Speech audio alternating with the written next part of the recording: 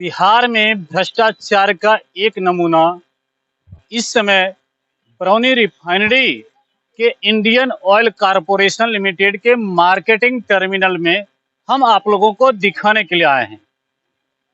अब भ्रष्टाचार का वह नमूना क्या है, सोच सकते हैं आप कि बरौनी रिफाइनरी के इस मार्केटिंग टर्मिनल के द्वारा सबसे बड़ी भ्रष्टाचार जो है वह यह है कि पश्चिम बंगाल के सैकड़ों गाड़ियों को पेट्रोलियम पदार्थ ढोने के लिए लिया गया है।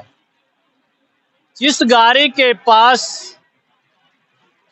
कहीं प्रदूषण का सर्टिफिकेट फेल है, तो कहीं फिटनेस फेल है, तो कहीं वह गाड़ी सिर्फ पश्चिम बंगाल में ही चलने की बाध्यता रखती है। नेशनल, यूं कहें कि उनके पास नेशनल परमिट नहीं है। सबसे बड़ा प्रश्न ये उठ रहा है कि जिस गाड़ी के पास फिटनेस नहीं हो, जिस गाड़ी के पास पोल्यूशन सर्टिफिकेट नहीं हो और जिस गाड़ी के पास बिहार में चलने का प्रमाण पत्र भी नहीं हो, नेशनल परमिट भी नहीं हो, उस गाड़ी को किस आधार पर टेंडर करके पेट्रोल और डीजल ढोने के लिए परमिट दे दिया गया है और वहां से ढोया जा रहा है। कई ओनर सुबह से, कई लोग यहाँ सुबह से ये ड्रामा देख रहे हैं। अब सच्चाई क्या है, कुछ ऐसे गाड़ी हैं, यहाँ के लोग उस गाड़ी का नंबर भी नोट किए हैं, किन्हीं का प्रदूषण सर्टिफिकेट नहीं है तो किन्हीं का जो है फिटनेस टेस्ट नहीं है, तो किन्हीं के पास बिहार में चलने का परमिशन भी नहीं है। हम कुछ गाड़ियों का नंबर आपको दिखाते हैं। पहली गाड़ी है WB11C 9592। दूसरी गाड़ी है WB 76A 8074। तीसरी गाड़ी है WB 11D 0692। चौथी गाड़ी है WB 11D 0592। ये चार गाड़ियां तो ऐसे हैं जिन्हें कागज पर ये लोग उतारे हैं। कई गाड़ियां ऐसे भी हैं जिनको ये लोग ऑनलाइन भी चेक किए, जिसके सारी कागजात खराब है। ऐसे लगभग 1.5 दर्जन गाड़ियों के कागजातों को ये लोग ऑनलाइन चेकिंग किए हैं, जिसके कागजात सही नहीं हैं और वे सभी यहाँ से पेट्रोलियम पदार्थ लोड करके अपने अपने गंतव्य स्थल तक गए हैं। हमारे साथ सोनू शंकर जी बने हुए हैं, हम इनसे जानते हैं सर क्या क्या समस्या आ रही है। समस्या है, जैसे आपने देखा होगा पिछले दिनों एसपी सर ने एक अभियान चलाया था जिसमें ऑनलाइन जो चालान का जो व्यवस्था किया गया था। तो आज हम लोग देखे कुछ गाड़ियां यहाँ बंगाल से आई हुई थी, तो उनका परमिट फेल था, पॉल्यूशन फेल था और जैसे ऑल इंडिया परमिट होना चाहिए वो नहीं था उनके पास। तो ऐसी गाड़ियां बेगूसराय में कैसे घूम रही है या बिहार में कैसे घूम रही हैं? ये तो हम तो प्रशासन को देखने की चीज़ है ये सब चीज़। तो हम लोग ने ऐसे गाड़ियों को चिन्हित भी किया है और बता भी रहे हैं हम लोग कि ये सब गाड़ी ऐसा नहीं है और उस गाड़ी को हम लोग प्रशासन से मांग करते हैं कम से कम ऐसी गाड़ियों को बिहार में रोका जाए, उनको फाइन किया जाए। क्या वहाँ से भर दिया गया और बिहार में आ गई। अब बिहार में आके पास उनके पास ये कोई सर्टिफिकेट है, बिहार में एंटर कैसे कर रहा है वो गाड़ी सब? उनको तो एंट्री भी नहीं होनी चाहिए जब तक उनको बॉर्डर से चल करके बेगूसराय में आना कहीं कहीं चेक नहीं हुआ तब तो गाड़ी आ गई यहाँ पे। और फिर यहाँ से लोड होकर रिटर्न नहीं, लोड तो अभी नहीं हुए क्योंकि वो अभी उसमें प्रक्रिया में नहीं आए हैं। जब प्रक्रिया में आएंगे तो फिर उसके बाद इस सब चीज़ की बातें होंगी। अभी प्रक्रिया में नहीं है, उन्होंने टेंडर भरा है और गाड़ी चेक कराने के लिए आ रहे हैं। तो गाड़ी चेक कराने के लिए बंगाल से आ रहे हैं ना, और बंगाल से आ रहे हैं बिहार में बोर्ड कितना, इधर अब झारखंड चल जाएगा 200 किलोमीटर, इधर बंगाल चल जाएगा 400 किलोमीटर होगा। तो 400 मीटर गाड़ी घूम के यहाँ बेगूसराय तो आ गई है ना, तो कोई चेक तो होना चाहिए इसको भी। और गाड़ी आसपास के क्षेत्र में ही लगी हुई है, उसको चेक किया जाए, अब मामला अपने आप साफ हो जाएगा। मासूम जी, सुबह से आप लोग क्या क्या ड्रामा देख रहे हैं? नहीं, ड्रामा नहीं है यहाँ पर। ये ड्रामा ही है कि बिहार के इनकम की चोरी करना और बिहार में इस तरह बिना कागजात प्रवेश करना 400-400 300-300 किलोमीटर। हाँ, बिहार के राजस्व की चोरी हुई है कि जिस प्रकार से हम लोगों को जो है यहाँ का टैक्स हम लोग भरते हैं, जिसको एपी करते हैं, यहाँ बंगाल की गाड़ियाँ जो है अगर ये यहाँ की एपी होती तो बिहार में राजस्व में जो है जो फंड आता है वो राजस्व में फंड नहीं आया है। ये तो बहुत गलत हुआ है और इसको जो है कंपनी ने लॉट 1 की प्रक्रिया में उसको प्राथमिकता दिया है। जबकि बिना राजस्व दिए हुए, बिना बेगूसराय में एपी करवाए हुए, बिना बिहार का टैक्स दिए हुए वो लॉट 1 की प्रक्रिया में कैसे आ सकती है? जबकि यहाँ की गाड़ियां जो है आपको बिहार का टैक्स के साथ साथ यहाँ पर गाड़ी खड़ी है आज के डेट में। और ऐसी बहुत सारी गाड़ी आपके हम नॉलेज में देना चाहते हैं कि जो नियमावली है यहाँ का है कि जो गाड़ियां जो आप टेंडर भरते हैं वो दूसरे लोकेशन में जो है उस गाड़ियों का परिचालन नहीं होना चाहिए।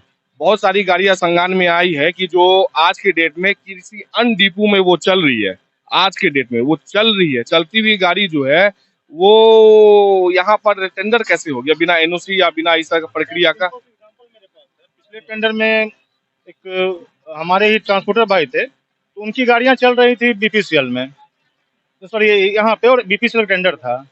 तो उस समय चेक किया गया, तो मतलब यहाँ आपस में कंपनी चेक की, हाँ भाई आपके यहाँ चल रहा है क्या, जबकि उन्होंने गाड़ी को वहां से निकाल लिया, लेकिन सिर्फ एनओसी नहीं लिया था, इस कारण से उनका ट्रांसपोर्ट रद्द हो गया था। अच्छा, एक चीज बताइए सोनू भैया कि यहाँ पर इंडियन ऑयल का है और गाड़ियां हम लोग देख रहे हैं एचपीसीएल की।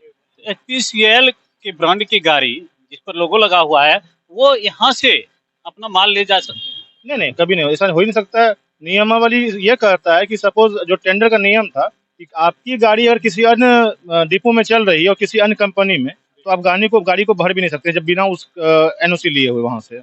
इसका अर्थ है कि यहाँ के पदाधिकारी उसकी जांच पड़ताल नहीं किए हैं। हाँ, हो सकता है इनसे मिस हो गया होगा, लेकिन ये जांच होनी चाहिए। तो क्या है कि अब बिहार में मतलब बेगूसराय में से डिपो है, तो हम तो आसपास कंपनी में पूछ लेते हैं, लेकिन बाहर की कोई गाड़ी भराती है तो उसके बारे में भी जांच होनी चाहिए कि हाँ भाई ये गाड़ी कहीं और नहीं चल रही थी, इस तरह का होना चाहिए था।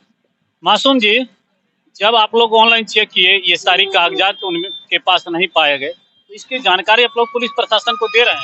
जी, हम लोग बिल्कुल इसको लिखित तौर पर जो है, जो गाड़ियां जो आज के डेट में किसी और लोकेशन में चल रही है, हमने बिहार टैंकर एसोसिएशन की तरफ से एक पत्राचार हम लोग ने कंपनी को दिया है कि इस पर जांच किया जाए कि ये गाड़ी जो है आज के डेट में किसी और डिपो में चल रही है और यहाँ के ट्रांसपोर्टर जो है 8 महीना से गाड़ी को खड़ा करके उस गाड़ी का किस्ती दे रहे हैं और कहीं परिचालन नहीं कर रहे हैं। जो नियमावली जो है कि जहां पर आप लोकेशन में आप टेंडर भरिएगा वो गाड़ी कहीं और पर लोकेशन में चलनी नहीं चाहिए।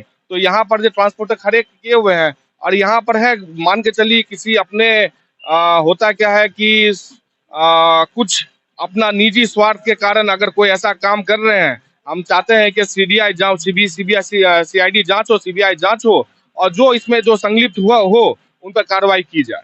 प्रश्न एक और है कि हमारा जन सहयोग जिसको कहते हैं, हमारा कर्तव्य भी ये बनता है कि ठीक है यहाँ के पदाधिकारी उस पर संज्ञान नहीं लेते हैं, लेकिन जिला पुलिस कप्तान के अनुसार तो हम लोग देख रहे हैं कि एक एक्टिव है हमारे बेगूसराय के पुलिस कप्तान और बेगूसराय पुलिस प्रशासन भी। अगर ये एक्टिव नहीं होते हैं, चूंकि हमारे राजस्व की चोरी भी हो रही है, तो क्या बेगूसराय के पुलिस कप्तान को आप लोगों के द्वारा इस या परिवहन पदाधिकारी को इस तरह की सूचना दी जा रही है? जी बिल्कुल, सबसे पहले तो आपके चैनल के माध्यम से जो है हम सबको बताना चाह रहे हैं और दूसरा इसको हम लोग लिखित तौर पर जो है हमारी बात भी हुई है, हमने सर को नॉलेज में भी दिया है, जो हमारे थाना प्रभारी है उनको भी हम लोग नॉलेज में दिया है कि ऐसी कुछ गाड़ियां हैं जो बिना फिटनेस का, बिना नेशनल परमिट का, बिना पीयूसी का ये गाड़ियां जो है बिहार, हाँ बिना नेशनल परमिट मतलब बिना परमिट का ये गाड़ियां बिहार में एंटर कैसे की? ये गाड़ियां जो बिहार में आज के डेट में आई है और बेगूसराय के अगल बगल जो क्षेत्र में ये लगी हुई है, ये आई यहाँ पर कैसे है? इस पर जो है हम मांग करते हैं हमारे जिला प्रशासन से, क्योंकि एसपी साहब का जो जो चला है अभियान वो बहुत ही मतलब कि जो है सराहनीय है और इस पर हमें लगता है सर ये कार्रवाई जरूर करेंगे। बहुत बड़ा भ्रष्टाचार ये लोग आज यहाँ बैठे बैठे उजागर कर दिए हैं कि जिस गाड़ी का नेशनल परमिट नहीं है वो बिहार में धड़ल्ले से चल रही है। बेगूसराय में भी 1.5 दर्जन गाड़ियों को लगभग ये लोग सुबह से अंकित किए हैं कि ये सभी गाड़ी कागजात में कहीं ना कहीं डिफॉल्ट है। अब इन लोगों के द्वारा और हमारे चैनल के द्वारा बेगूसराय पुलिस तक निश्चित रूप से ये सूचना तो मिलेगी। अब देखना है बेगूसराय पुलिस प्रशासन भी इस पर क्या रुख अख्तियार करते हैं, ये तो आने वाला समय ही बताएगा।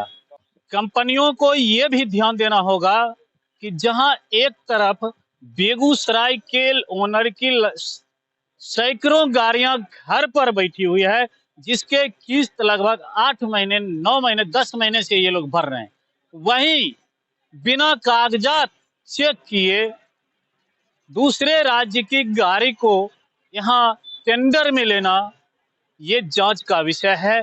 कंपनी को उस पर भी जांच करनी चाहिए।